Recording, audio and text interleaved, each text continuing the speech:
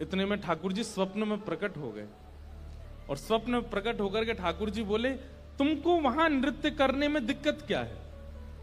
बोले, मैं आपके सामने नृत्य करता हूं बस। तो बोले, हमको ले चलो, हमें वहां बैठा देना, हमें देखते देखते नाच लेना, राजा को भूल जाना। तब वो कहते हैं, बोले कि महाराज वो स्थान आपके लायक नहीं है, वो राजा है, वो मांस भी खाता है, मदिरा भी पीता है, ना जाने कैसे कैसे उसके आचरण है, उसका स्थान कैसा है, वहां पर नृत्यांगनाएं आती हैं, ना जाने कैसे कैसे वहां पर व्यवहार होते हैं, वहां मैं अपने ठाकुर जी को लेके नहीं जाऊंगा।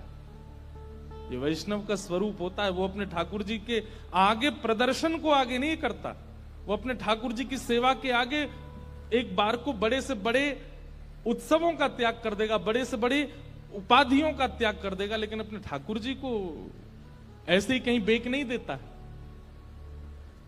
बोले, ये तो नहीं चलेगा, आपको लेके तो नहीं जाऊंगा मैं।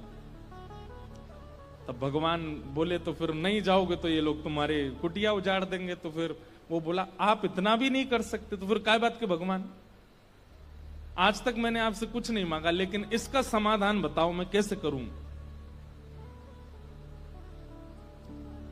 तब भगवान बोले, देखो तुमने अपनी गली में तुलसी की माला पहनी है, और ये तुलसी मेरा ही स्वरूप है, तो तुम मुझे तो नहीं ले जाओगे, लेकिन ये तुलसी माला तो पहन के जाओगे।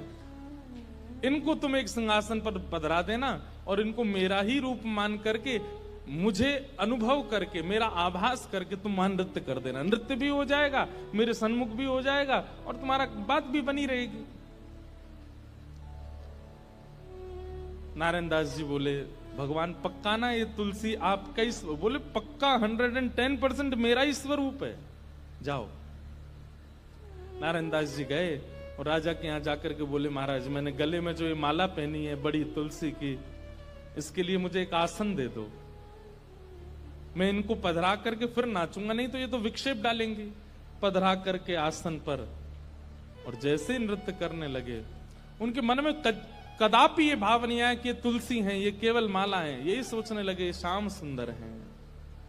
श्याम सुंदर विचार करके जब घूमने लगे नृत्य करते करते, तो हर घूमने के बाद एक बार देखते, और जब द्रुत गति से घूमने लगे, चक्र लेने लगे, लेते लेते लेते उनको वहां तुलसी नहीं, साक्षात सचल त्रिभंग लली श्याम सुंदर दिखने लगे। आज तक अपनी कुटिया में नृत्य किया था तो कभी ठाकुर जी ऐसे प्रत्यक्ष प्रकट नहीं हुए, लेकिन आज उस दरबार में ठाकुर जी प्रत्यक्ष प्रकट हो गए। क्यों? उनकी भावना से रीझ करके ठाकुर जी प्रकट हो गए, और जैसे ही ठाकुर जी प्रकट हुए, वो चक्र लेते लेते लेते लेते लेते वहीं उन्होंने प्राण त्याग दिए और ठाकुर जी में विलीन हो गए। नारायण दास कहने का अभिप्राय क्या? वृंदावनियों को और वृंदावन भजने वालों को